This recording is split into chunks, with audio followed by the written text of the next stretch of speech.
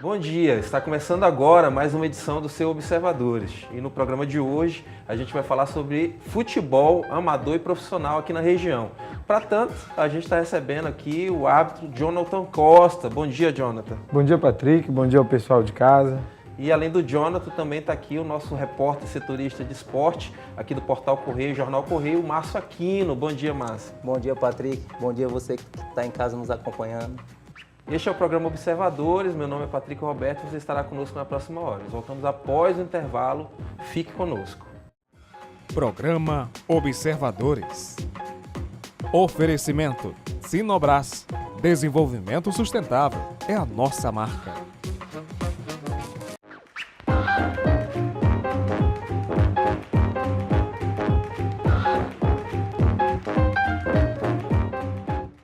Volta com o programa Observadores dessa manhã de domingo e recebendo aqui nosso amigo Jonathan Costa, que é árbitro de futebol, e também aqui conosco o Márcio Aquino, que escreve para o Jornal Correio e Portal Correio sobre esporte aqui na região. Então, bom dia, Jonathan, bem-vindo. Bom dia, Patrick, pessoal que está assistindo o programa.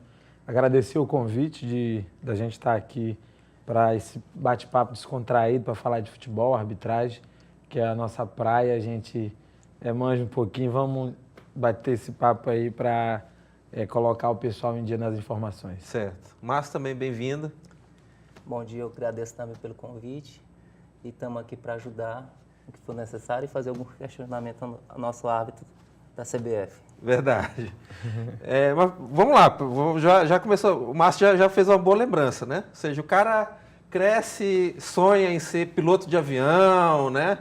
Jogador de futebol, jogador de basquete, e aí o outro cresce querendo ser árbitro de futebol, né? Uma coisa que o pessoal, né, xinga fácil, a mãe, né? E etc.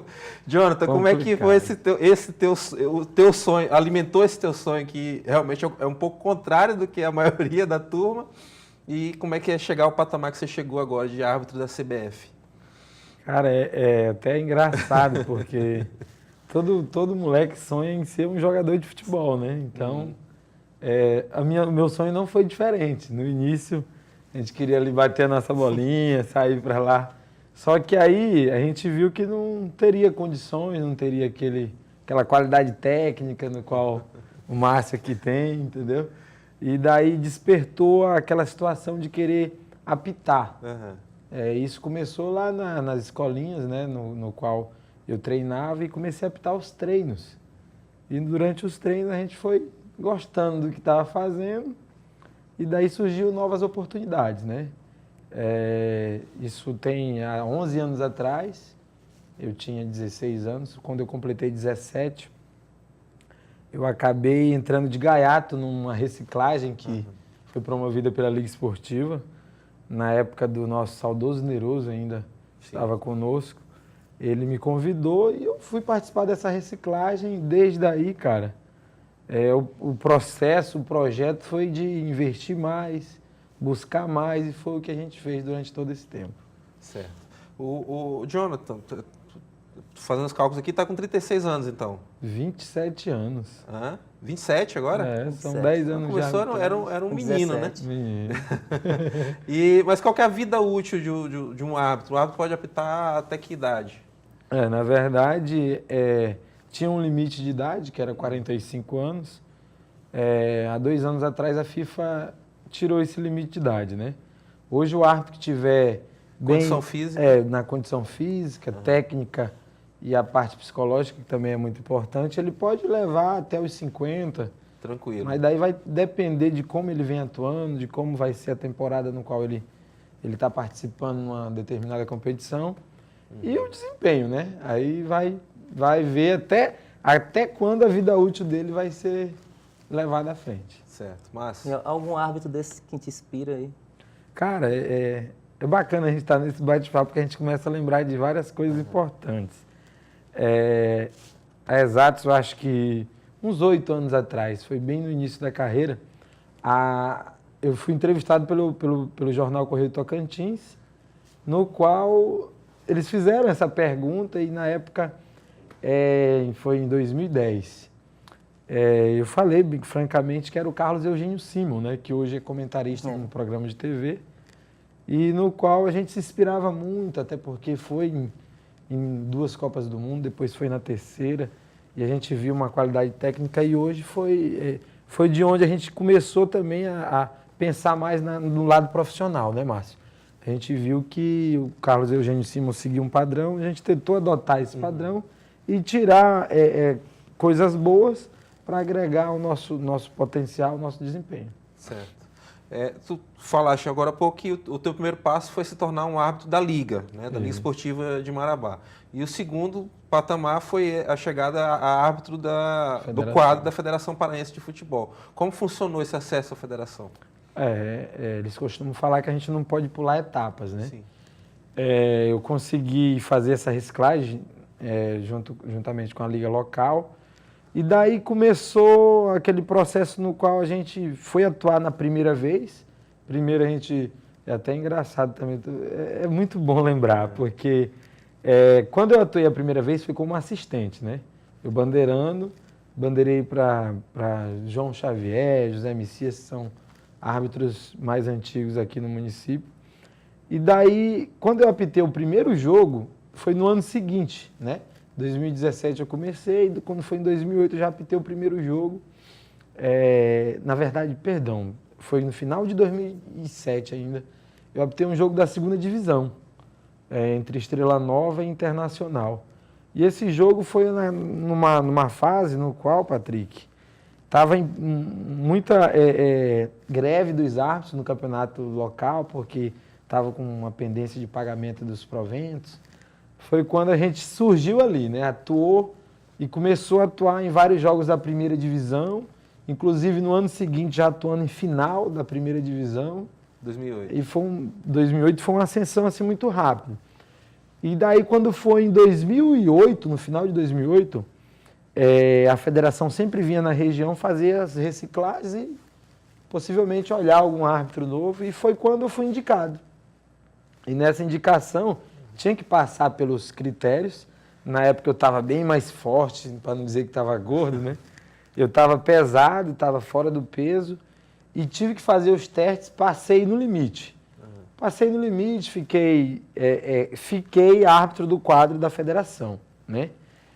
Fazendo as reciclagens todo ano, atuando em jogos amadores aqui na região. E quando foi em 2010, a gente começou a atuar já saindo do foco aqui, região sul do Pará. Sim. Atuando em Belém, atuando em Castanhal, em jogos do Campeonato Sub-20, em jogos do feminino. Foi onde eles começaram a observar o meu trabalho para uma possível indicação para atuar no campeonato profissional, que só veio em 2011, né? Então, qual foi o teu primeiro jogo profissional? O primeiro jogo profissional foi Castanhal e Parauapebas, aqui em Parauapebas, da segundinha, foi em 2011, no qual a gente desenvolveu o jogo. No mesmo ano a gente fez mais um jogo, na Tuna, o jogo da Tuna, né? Não lembro, não recordo contra quem foi, mas foi na Tuna o segundo jogo. E de 2011 para lá a gente foi só crescendo, né? No mesmo ano a gente atuou na final do Campeonato Paraense da primeira divisão como quarto árbitro, que foi uma sensação super incrível. Foi o clássico do milhão, que foi chamado Repá, né? Que é um clássico muito gostoso da gente estar no meio. E mesmo de quarto árbitro a gente sentiu aquela sensação prazerosa de tantos anos lutando para chegar onde a gente chegou. E a gente conseguiu chegar com méritos, né? Com um pezinho no chão, lutando e brigando pelo nosso espaço. E em 2011 foi um ano muito bom. 2011 e 2012 foi maravilhoso, porque a gente começou a despertar. Esse ano de ascensão mesmo para valer. Mas esse ano tu acabou de citar sobre a segundinha. Como é que foi a final? Porque foi cercada de polêmica quanto à arbitragem, né? Foi escolhido sem... realmente foi inesperado, né, mas que a primeira final na carreira profissional foi agora, 2017. Teve uma polêmica porque todo jogo, quando você vai designar a equipe, Eu vou te cortar só para dar uma explicada para quem eventualmente não acompanha o dia a dia do futebol paraense, não entende essa questão de segundinha e etc. Tal. É. O Campeonato Paraense de Futebol, como ele é disputado em janeiro, então ele tem uma fase preliminar que é disputada ainda dentro do ano anterior. Inclui Então, 2 times. exatamente. Então, o Campeonato Paraense 2018, na verdade, ele já começou em 2017, né? Ele começa com os times que disputam o acesso à elite, que são 10 times, né? Quantos times são? esse dois ano times foram que são, 15, né? né? Esse Pois é, ano mas foram são 15. quantos na fase principal? 10, não é? 10 times. 10 só times. 10 times. É, 10 Então times. estão ali os Ficam 8 oito, aguardando Isso. e os demais times Isso. que tentam se credenciar para isso disputam 2 vagas, que é É. essa chamada segundinha. Isso. Né? Então tem toda uma dinâmica, é disputada até dezembro, né? Até esse início de dezembro, e aí se formam os 10 times que vão disputar o Campeonato Paraense já em janeiro, agora na virada do ano. Só para fazer essa explicação para quem legal. não acompanha no dia a dia. Isso é verdade. Então, voltando ao que a gente estava comentando, foi meio que polêmico porque, pela lei federal, para você designar um árbitro... Estatuto do torcedor, né? Estatuto do torcedor. Para você designar um árbitro para uma partida, por mais que seja da comissão, que os clubes queiram, tem que haver um sorteio em audiência pública, no qual tem que chamar a imprensa, todos os clubes convidados. Então, não adianta o argumento de os 2 clubes concordaram que seja esse árbitro aqui. Não existe isso. Tem que seguir o estatuto. E não foi isso que aconteceu, né? Nessa final da segundinha, o presidente do Parauapebas estava na Federação Paraense no dia do sorteio e escolheu um árbitro, indicou para a comissão de arbitragem e em consciência também com a outra equipe, parece-me que escolheram o mesmo árbitro. Sim. E o presidente, como é um presidente que começou esse ano, entrou na gestão agora, que é o Fernando Sérgio, eu não sei se faltou um pouco de experiência ou desconhecimento da questão, ele não fez o sorteio e divulgou o nome da arbitragem e aí deu a polêmica, porque a imprensa foi em cima, clubes, para evitar aqueles interesses que existem no futebol. E daí o presidente da federação foi muito feliz no dia seguinte, viu todo o imbróglio e baixou um documento informando que ia voltar atrás, que ia fazer o trâmite legal no dia seguinte. O sorteio foi na terça-feira, o jogo era na quinta. Daí o sorteio foi realizado no outro dia, a gente estava tranquilo, sem aguardar nada, que a gente acompanhou o imbróglio, e foi no sorteio e felizmente o sorteio nos credenciou, né? Que era eu e o Andrei no sorteio e no qual eu venci o sorteio e fui para o jogo. Foi o árbitro principal. O árbitro principal complementando aqui o que o Márcio perguntou, foi uma sensação incrível, Márcio. Foi a primeira final, onde a gente passa aquele filme lembrando de tudo. O estádio lotado lá em Bragança, casa cheia, quase 10 mil torcedores, num estádio pequeno. E a gente valendo o destino de um clube aqui local, aqui da região, né? Que é o Parauapebas, né?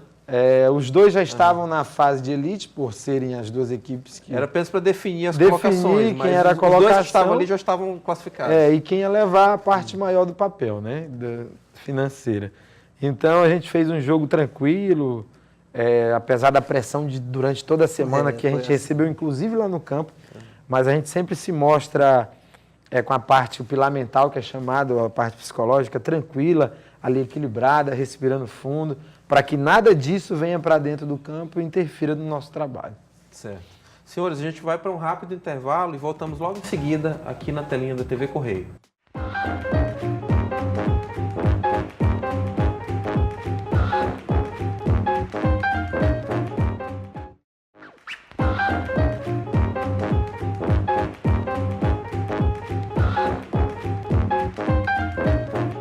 De volta com o programa Observadores deste domingo, hoje recebendo aqui Jonathan Costa, que é árbitro aqui marabaense. Esse ano teve essa oportunidade de participar de jogos da Série A do Campeonato Brasileiro e também aqui conosco o Márcio Aquino, que escreve para o Jornal Correio, Portal Correio, esporte aqui da nossa região. Jonathan, a gente estava falando sobre o Campeonato Paraense, né, agora há pouco. O Campeonato Paraense você trabalha com quanto? A equipe de arbitragem são quantos? São 6 também? Não, na verdade muda, né? Cada campeonato tem um formato, né? O campeonato estadual a gente utiliza só 4 árbitros, né? Que É o trio, o árbitro, 2 assistentes e o quarto árbitro, que é Então o chamado não tem árbitro o de linha de reserva. fundo. Não tem. Aham. Às vezes nas finais que eles colocam o quinto árbitro, só que mais é para organizar, porque é meio mais conturbado, e geralmente colocam um quinto integrante para auxiliar aquele reserva que está ali do lado de fora do campo. Acredito que isso tem a ver com custo também, né? Isso também. Custo operacional, né? O custo operacional, ele vai além das expectativas e acaba que segura um pouco, bloqueia o investimento que deveria ser feito na arbitragem. Certo. A gente viu na cronologia, você falou Lemar, depois que se credenciou para a Federação Paranaense de Futebol, e como é que foi esse credenciamento a árbitro da CBF? O credenciamento na CBF veio em 2014. 2014, um ano anterior, que eu tinha falado que 2011, 2012 foi bom, né? Mas 2013 foi melhor ainda, que a gente chegou a atuar com uma regularidade maior no Campeonato Paraense da Primeira Divisão e saindo bem, né? Tranquilo, que o árbitro que não aparece é aquele que não dá trabalho para a comissão e, consequentemente, tem maiores oportunidades, né? E em 2013 a gente fez um excelente campeonato paraense. Então é verdade que os comentaristas falam muito, né, Márcio? Que árbitro bom é aquele que não se fala muito do nome dele, né? O que não aparece. Jonathan, quantos jogos você fez parte esse ano e qual foi o mais difícil deles? Esse ano a gente fez 17 jogos só na Série A, né? Mais 5 na Série D. E eu vou só pedir, enquanto você responde a pergunta do Márcio, vou pedir para colocar aqui na tela, tem uma imagem justamente tua já atuando, aqui justamente na segundinha, né? Isso foi esse ano, no jogo Gavião e Santa Rosa. É bom a gente atuar em casa, né? É bom a gente atuar no nosso... onde a gente começou. Já peguei uma cena aqui, aparentemente tu tá dando uma bronca aqui na turma, né? Isso aí foi na marcação de uma falta, no qual o zagueiro veio contestar e acabou tendo que levar uma bronca para minimizar o... Mas pode continuar a tua resposta à pergunta do Márcio. Sim, o jogo foram 17 jogos na Série A, né? 5 na Série D, Série D como árbitro central. A gente ficou aqui na expectativa que a gente ia atuar na Série B esse ano, mas aí veio o árbitro adicional na Série A, eu acho que dificultou a nossa saída para a Série B, que tu falou o jogo mais importante, né? O mais importante difícil. E o mais difícil foi o último, né, Márcio? Que foi a última rodada, o jogo principal da televisão, Vitória e Flamengo, um lutava para não cair, o outro pela Libertadores. E a gente fez um jogo espetacular, Delson, 50 minutos saiu o Delson, gol. que é o árbitro nosso principal, é um cara excepcional, estava brilhante no dia, não só ele como toda a equipe, e a gente assinalou um penal a favor do Flamengo ali aos 50 minutos. Vamos até colocar mais uma imagem aqui, por favor, enquanto você fala. Aos 50 minutos e foi grandioso, foi um trabalho no qual que deu emoção quando a gente terminou o jogo. Vou pedir para os meninos colocarem mais uma imagem aqui, só para, já que você está falando já, aí ó. Aí já... Essa imagem é propriamente desse jogo que a gente está comentando. Barradão. No Barradão, casa cheia. Uniforme completo aí o uniforme aí da CBF. Da CBF, né? Nessa hora aí, quando a gente tá paradinho, é porque o jogo não iniciou. Nesse você estava bandeirando? Não, eu tava de adicional, aquele que fica do lado do gol, né? Ali, sim. Ao lado do goleiro. Todos os jogos eu ocupei essa posição no Campeonato Brasileiro da Série A. Certo. Tu sabes que estão querendo, não sei se o Márcio também está sabendo disso, estão querendo aprovar agora a obrigatoriedade de gravação das conversas dos árbitros, que fique gravado. Né? Agora eu vi que está tendo essa discussão agora aí em nível CBF, para que depois se possa esclarecer o que exatamente vocês conversaram entre vocês agora nesse sistema que é utilizado de som. Na verdade, eu não sei como é que eles vão fazer isso, não sei se vão colocar... Isso é fácil de fazer, né, Patrick? Com a tecnologia que a gente tem hoje. Mas falando um pouco do que a gente conversa, vai depender de árbitro para árbitro, né? Que às vezes tem árbitro que gosta de falar muito, tem outros que gostam de falar pouco. E falando um pouco da nossa equipe, do nosso sexteto, a gente procura fazer comentários essenciais, né? Apesar de que a gente está lá dentro, a gente sempre comenta que a gente tem que entrar lá para se divertir também. Estão sempre falando no ouvido do sempre principal? Falando, todo mundo se ouve. O que o Delso fala lá com um jogador a gente ouve, o que a gente fala aqui ele também ouve, para todo mundo ficar atento no que está ocorrendo, né? E nas pequenas e nas grandes decisões é que a gente tem que funcionar mesmo. Mas existe, aí já é uma curiosidade minha, existe um combinado assim de vocês não interferirem na decisão dele, ou vocês sempre falam, eu acho que foi, eu acho que não foi? Ou vocês evitam também, para ele não ficar confuso? Na verdade, isso faz parte do nosso planejamento de trabalho. Parte dele, eu sei que deve ter um procedimento, por isso que eu estou te perguntando. Parte dele consultar vocês ou automaticamente alguém já fala assim, não, eu acho que foi? Eu costumo falar, e isso faz parte do nosso planejamento de trabalho, que a gente faz uma planificação chamada reunião técnica antes do jogo, às vezes no hotel, às vezes no estádio, que o bom árbitro de futebol ele precisa ter atitude, né?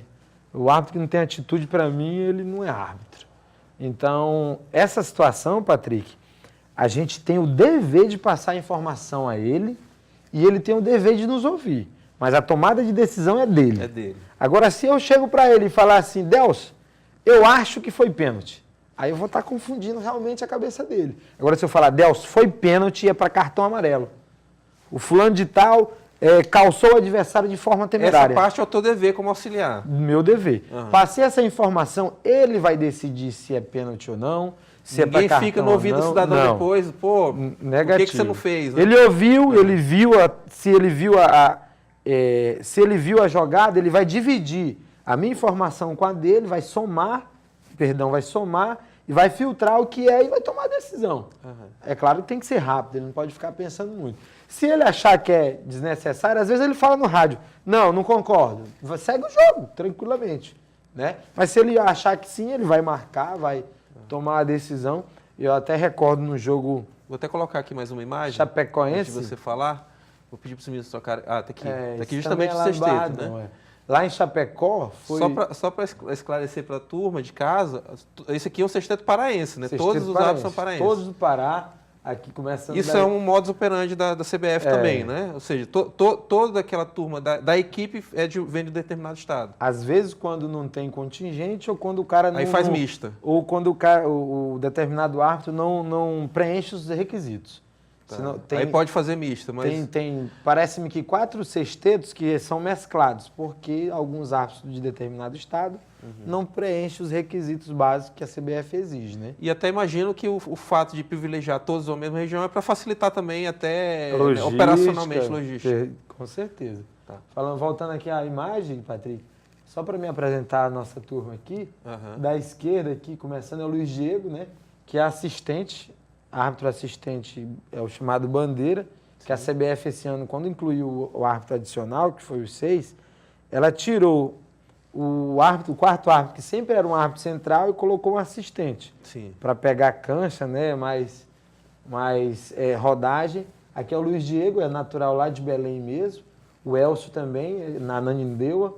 O Andrei, que é um renomado árbitro do quadro também, tá paraense, sempre no né? Tá sempre Campeonato Paraense, nas nos finais e tudo mais. Ele também é de Ananindeua. O Delcio, que é o nosso árbitro FIFA de Belém. Aí ali do lado do Delcio está eu. E o Coimbra, que também é de Belém, né? Então, essa turma aí que acompanhou a gente aí durante toda essa jornada. Era aí que eu queria chegar, porque às vezes a gente já ouviu alguém falar assim, pô, mas o Jonathan tá lá, mas ele é o 6º árbitro, ou o 5º árbitro. Mas assim, o que tu estás conseguindo, o que tu conseguiste agora, o patamar que tu alcançaste, é uma coisa que a gente nunca teve, né? Acho que nunca teve ninguém daqui dessa região aqui, não digo nem só de Marabá, né, Márcio? Ninguém dessa região que tivesse assim, isso como um plano de vida, que é o teu plano, né? De crescer dentro disso, de alcançar o patamar que tu alcançaste, e você é daqui. Né? Ou seja, você vê que de todos que você citou aí, a maioria é de Belém, né? A maioria é da capital. Isso que é interessante, que é a bandeira que a gente levanta, né? Que, na verdade, nunca teve nenhum árbitro de Marabá atuando como árbitro principal na Série A do Paraense. Ou seja, a gente chegar... Você não podia, não teve a oportunidade de dizer assim, pô, meu herói é fulano porque é aqui de Marabá. E agora você já passa a ser um paradigma para alguém que vem depois. Para outra turma. Então, a gente chegar onde a gente chegou, com o trabalho que a gente desenvolveu, sempre buscando se aperfeiçoar cada vez mais, não só pensando no individualismo, pensando no coletivo, foi quando a gente trouxe a escola de arbitragem para justamente fortalecer o nome da nossa região, o nome do nosso município, para facilitar, igual tu falou agora há pouco, logística, que às vezes dificulta para eu sair daqui para apitar em Belém, em Cametá, no Campeonato Paraense, porque a logística é o seguinte, vai vir só o Jonathan de lá e tal, eles ficam, alegam isso tudo. Então a gente fortalecendo, pensando um pouco no coletivo, a minha intenção esse ano no Campeonato Paraense, que a gente já está habilitado, é levar pelo menos 2 assistentes nossos aqui de Marabá. E né? tá surgindo gente nova aí? Já tem, agora há 1 ano e meio atrás a gente formou quase 50 árbitros, formamos 40 que Eu acho que o Michel tem o potencial. André Michel, um garoto novo, tem 25 anos, tem Márcio tá potencial. acompanhando aí. Acompanha o Márcio e são a turma que apita os amadores, né? E eles já tiveram a oportunidade agora na segunda dia de trabalharem como árbitro reserva e árbitro assistente. Então eles buscaram, vai dando a rodagem necessária. eles buscaram a nossa opinião que vale um pouco. Hoje a gente tem um nome lá na federação no qual a gente como se a gente representasse a nossa região. Em Paraupebas também tem Paraupebas também tem parte, né? tem 2 árbitros Tem tão 2. capacitados. Quem são?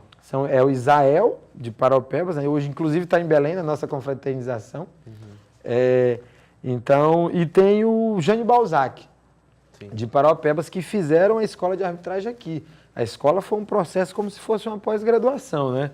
Eles passaram 6 meses estudando, de 15 em 15 dias, vindo uma turma de instrutores CBF que são lotados em Belém, com o meu auxílio, do Queiroz, também é um árbitro antigo da federação, ex-árbitro da federação, que também é residente aqui de Marabá, que é um dos percussores Que também. show, né? Que ótimo. E daí, desses 52 que estavam inscritos, Patrick, que não era só de Marabá, era de toda a região, nós conseguimos formar 20 árbitros, no qual 10 é só de Marabá e os outros 10 estão espalhados nos municípios vizinhos. Então foi uma evolução muito grande. O né? número aí já de pessoas. Todos esses, Jonathan, passaram no teste físico. Passaram nas avaliações físicas e teóricas, porém tem um... Só vou colocar mais uma imagem, que já que o Márcio falou de teste físico, tem uma imagem aqui que eu acho em seguida, está aqui você justamente com o Delcio num desses testes, não é isso? Num desses testes. É o teste físico padrão FIFA, porque o que o FIFA faz, o árbitro CBF tem que fazer, o árbitro do Campeonato Paraense tem que fazer. É o mesmo teste, voltando só um pouquinho, a questão se todos foram aprovados, eles são aprovados, porém, quando você é aprovado, recebe o certificado, o mais complicado é você se manter. Porque todo ano tem essa bateria de testes, de exames. Se eu não me engano, na tua primeira aprovação aí para a Federação Paraense de Futebol, tu passaste em terceiro, não foi? Terceiro lugar, eu perdi para um assistente. A minha mente ainda está afiada ainda. Foi justamente no ano no qual eu entrei na CBF, foi em 2014. Sempre faço os testes físicos por ordem, ordem alfabética. O meu nome é D e o Delcio D, a gente vai na mesma bateria. E ele é um monstro na pista, né, cara? Ele sempre é o primeiro e na bateria dos árbitros eu sempre sou o segundo. Como é esse teste físico? Eu ia perguntar isso, né? Eu ia perguntar como é a preparação de vocês, porque você deve fazer a preparação... O teste físico por conta de vocês, né? São 40... Hoje mudou, né? Tem 2 anos que a gente vem fazendo um novo método. São 40 tiros de 75 metros na pista olímpica, com descanso de 25 metros.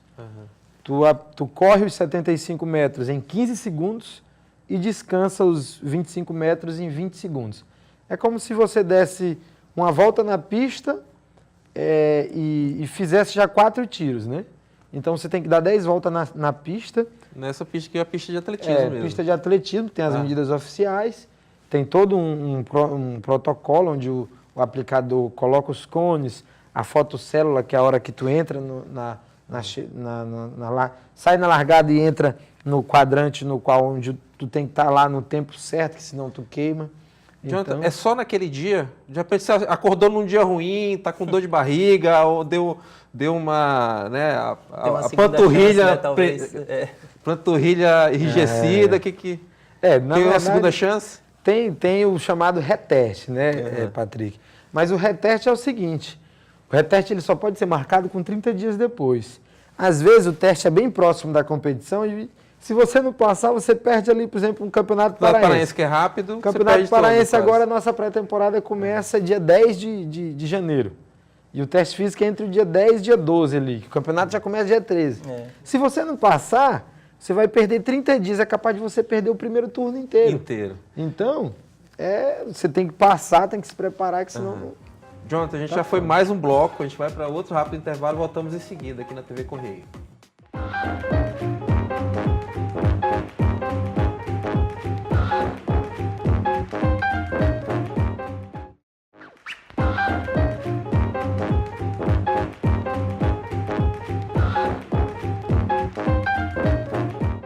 Volta com o programa Observadores deste domingo. Hoje a gente recebendo aqui a visita do Jonathan Costa, que é árbitro marabaense do quadro da CBF, tá lutando aí para a FIFA, né? O último patamar que tá faltando agora é para a FIFA.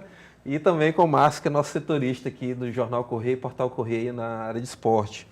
Márcio, eu queria até falar um pouquinho, e o Jonathan também vai poder colaborar conosco, de Campeonato Paraense, né? Nós estamos aí na preparação, como é que estão os preparativos aí do Águia?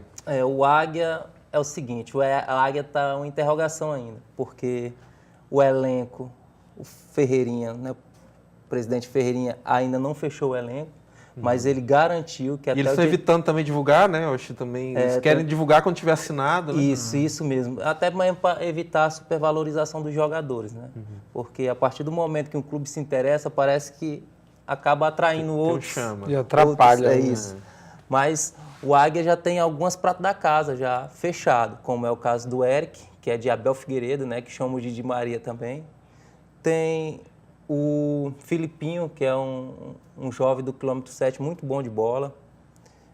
O Guga, um garoto que é atacante, que saiu da base, sub-17, e agora vai ter a oportunidade de disputar o Paraense. Mas outras contratações ainda estão sendo mantidas em sigilo justamente por conta dessa supervalorização dos jogadores. Essa preparação do Águia vai ser onde? Nós vamos usar que campo, já sabe? Rapaz, ainda isso é outra Também interrogação, porque o Zinho Oliveira está em obra e a reforma do Zinho Oliveira está prevista para terminar no dia 6. Mas alguns acham que não tem tempo hábil para a reforma, porque ainda está faltando muita coisa. Que está se dando justamente no campo, né? Justamente o gramado. Isso. Aí, isso ainda está uma interrogação também. Aí esperar para ver, o Ferreirinha eu vi muito reticente uma na hora de falar. Eu vi uma postagem de um torcedor na rede social, torcedor não, que ele é fanático, que é o seu Bené, ele falando que a pré-temporada vai ocorrer em Tupiranga, né, no estádio. É que eu imaginei que iriam ter que sair de Marabá. Já está tudo alinhavado. Tá não, novidade, o Águia já fez outras vezes, já fez em Pironópolis, né? Já fez em E outra Paropebas. questão é se vai ter tempo hábil para a pré-temporada, né? Porque a pré-temporada exige muito do preparo físico. E até agora ainda não. Muito provavelmente não vai ter que pegar início, ritmo né? dentro da primeira fase. Início, vai pegar ritmo. Como sempre, né? A maioria dos clubes que disputam campeonato, ele geralmente é muito em cima da hora e começa a engrenar ali durante a competição, diferente de Por isso que era importante aquela fase que o Águia esteve na Série C, porque aí você tinha condição de manter um elenco o ano inteiro, Assim como o Remy né? Paysandu, né? Assim como o Remy Paysandu, que já vem disputando, ele já vem num ritmo Quando diferente. você não está, você não pode sustentar uma equipe o ano inteiro, né? O Águia ainda... O bom disso é que vai aproveitar muito a prata da casa e o Águia pode revelar igual revelou o Thiago Mandi, né? Que agora está no Paysandu, foi para Tuna. Deve voltar para o Paysandu de novo. Mas eu acho que o grande, assim... Novidade? Eu acho que... Não, nem novidade, né? Eu acho que o bom disso tudo é aproveitar os meninos daqui mesmo. Sim. O ruim que talvez não pode chegar, né? O Águia talvez não dispute o Paraense, mas se manter no Paraense. Eu acho que se aproveitar a prata da casa, aos poucos vai amadurecendo essa ideia e quem sabe o Águia começa a ter uma base mais sólida aí. Certo, porque são meninos que são daqui da região, tem mais compromissos, né, com a E região. tem muito menino bom de bola, em Paropebas aqui, e Redenção, dá para ir aproveitando. Eu acho que o Águia está assim, no caminho certo, Patrick. Falando um pouquinho assim, do que a gente vem acompanhando, então, com o nome do projeto que eles estão desenvolvendo já diz tudo, né? Águia 2022, tem o Dr. Jonatas Andrade, é um cara sensacional, tive a oportunidade de conversar um pouco com ele, ele comentando dessa ascensão. O juiz trabalhista está ajudando aí nessa parte de reestruturação do Águia. Ele está muito empolgado com o projeto, então é isso mesmo, é trazer gente de fora para palestrar e colocar o Águia como profissional, que é isso que o torcedor quer, né? Tem a Isso, questão financeira, né? Que tivemos que ir atrás também, né? o Águia estando lá em cima é bom para a arbitragem, é bom para o município, é bom para o torcedor. Então, essa questão financeira vai da gestão, né? A gestão tem que... Eu sempre falo que o clube, quando ele quer, ele tem que se tornar profissional, tem que montar a gestão, tem que trabalhar em cima de gestão, porque senão não sai do lugar, né? Verdade. Vamos colocar mais uma imagem aqui, por favor, Marlon. Tá aqui, ó. A gente está falando sobre a Águia, né? Tá aí justamente, isso aqui foi a estreia do Águia no ano passado, né? No Campeonato Paraense. E a gente está colocando aqui, até tá ali o trio a turma da arbitragem também. Eu quero chamar de trio, né? Tem que acostumar que agora é quinteta, sexteto, não tem mais. Série A e sexteto. Não tem mais o clássico O zagueiro trio de Charles está arbitragem. voltando, né? Que é o velho conhecido do Águia de Marabá. Esse time era bom do ano passado, eu gostava, né? Nesse campeonato, a gente teve a oportunidade de apitar a semifinal, né? No jogo de Foi? volta. Bernardo, Dinaldo. Passar aqui mais uma imagem, por favor. Aqui o campo a gente estava justamente falando sobre o Zinho Oliveira, né? Que é uma imagem aérea nossa, de arquivo do Zinho Oliveira. E aí o gramado está justamente agora em reforma, pelado, né? tá pelado lá. Está assim essa grama verde. Vamos colocar mais uma aqui. Mais uma imagem.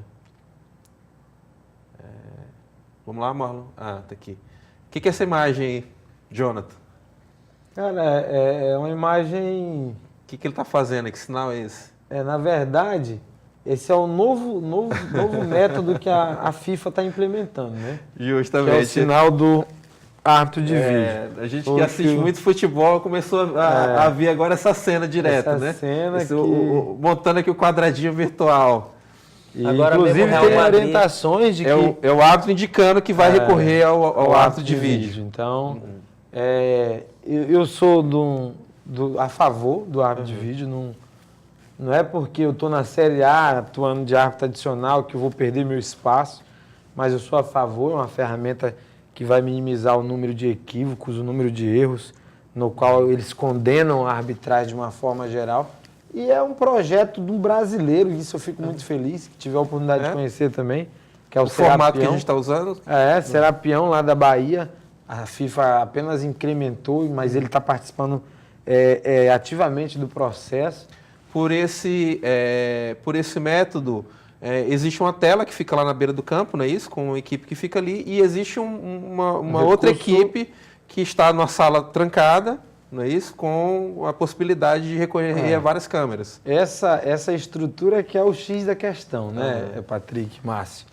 É a despesa. É aí que eu queria chegar. Operacional. Eu lembro muito bem que sempre que perguntavam para o Blatter, antigo presidente da FIFA, sobre essa questão de árbitro de vídeo, de chip, etc. Tal, e ele dizia o seguinte, para acabar a conversa, ele dizia o seguinte: o dia que a gente conseguir ter uma solução que a gente possa utilizar em qualquer campeonato do mundo, né? Ou seja, tanto naquele campeonato mais modesto quanto numa final do Libertadores, na final da Eurocopa, aí sim a gente vai poder ir nisso. Mas eu vejo que agora eles mudaram um pouquinho a concepção. E essa concepção eu até apoio o Blatter, porque é o seguinte: hoje nós temos 20 clubes na Série A do Campeonato Brasileiro. Querer não é poder, né? É igual você está falando, querer não é poder. Às vezes, vamos tirar um exemplo. Eu fiquei sabendo por alto, que a gente roda o Brasil todo ouvindo isso, de instrutores que estão lá dentro da CBF, que o custo operacional mínimo é de aproximadamente 40 mil por jogo. Então, o que acontece? Se tem 20 equipes, são 20 praças esportivas, só na Série A.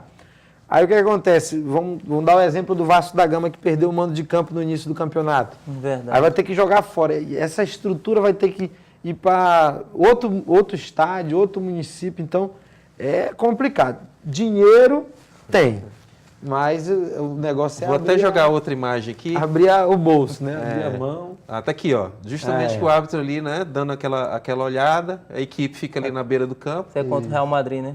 Aqui até agora é recente, exato. Aqui já foi no Mundial, né? No Mundial.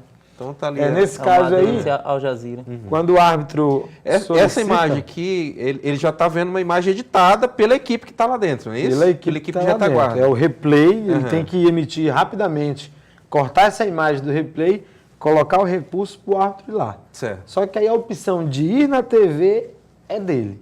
Ele pode ouvir a informação pelo rádio como aconteceu agora no jogo do Flamengo, né? Que ele, após ouvir a informação, fez o sinal e assinalou o penal. Certo. Então, os dois recursos. Não quer dizer que o cara falou lá que ele vai aceitar, né? E daí toma a decisão assertiva, que é o ideal, né? O Márcio citou, né, Márcio? O jogo do Real Madrid, que teve, foram três gols, né, anulados. E era, foi 2 do Real e 1 do Real e era um Brasil. trio brasileiro, né? O Sandro Hit, que vai para a Copa do Sandro Mundo, Hit. que é um baita do árbitro também.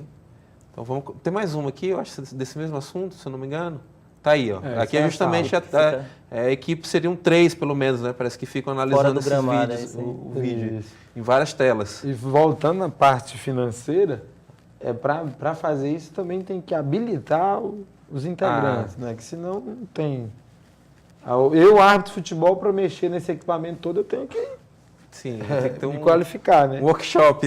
Senão, vou caso, lá, aperto um botão errado. brasileiro teria que Ao ter invés de 10 parar equipes 1 minuto e meio o tempo, vai parar meia hora. Só na Série A do brasileiro teria que ter 10 equipes diferentes. Mas aí é como eu falei agora há pouco. Aí você vai, o que o Patrick falou, você vai contemplar a Série A e a Série B, e a Série C e a Série D.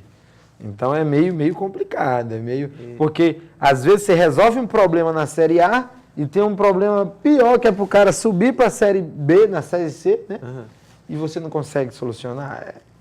Jonathan, nosso tempo está se encerrando. Eu queria só que você mandasse um recado para as pessoas que eventualmente estão se inspirando também na tua história. Você que militou, ralou muito para chegar, ainda é muito novo, né? Com certeza ainda vai subir mais ainda, talvez até, quem sabe, chegar no patamar FIFA. E a gente torce por isso também. Eu sempre falo, principalmente para a nossa turma aqui de Marabá, né? Que treinem, né? Perseverem, busquem. A palavra buscar, ela sempre andou comigo. Buscar um pouco mais, buscar algo a mais. Ver o que está ocorrendo, se atualizar, não ficar no comodismo. A gente iniciou lá apitando aqui na 33, entendeu? Na Folha 33, no Campo de Terra. Bairro Santa Rosa. Bairro Santa Rosa, que eu adorava apitar no bairro Santa Rosa, que depois do jogo tinha lá um peixe assado na beira do campo, que a dona Nonata sempre fazia. Então, apitar lá do jeito que você vai apitar lá em cima, apenas com um aperfeiçoamento a mais. E não é fácil, mas não é impossível. Onde a gente chegou foi com muito trabalho, muito pé no chão.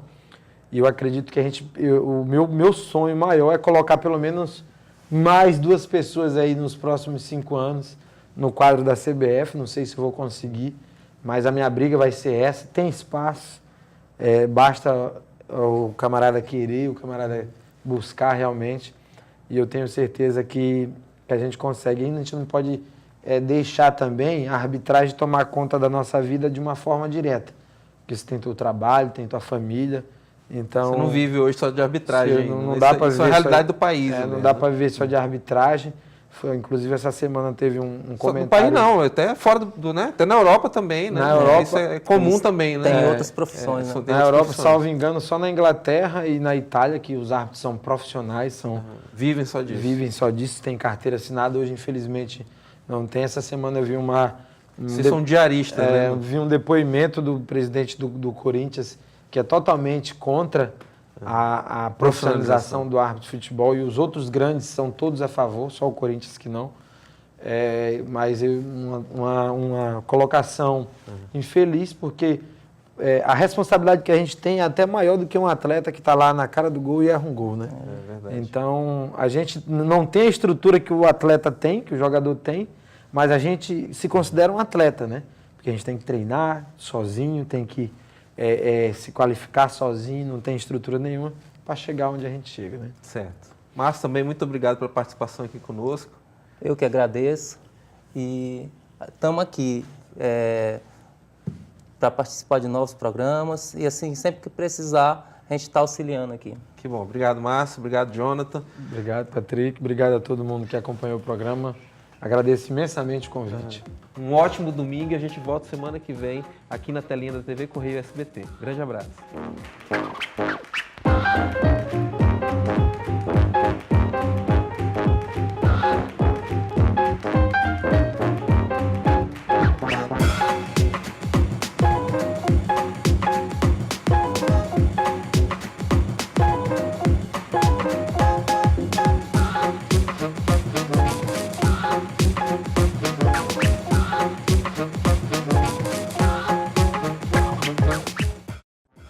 Programa Observadores. Oferecimento Sinobras. Desenvolvimento sustentável é a nossa marca.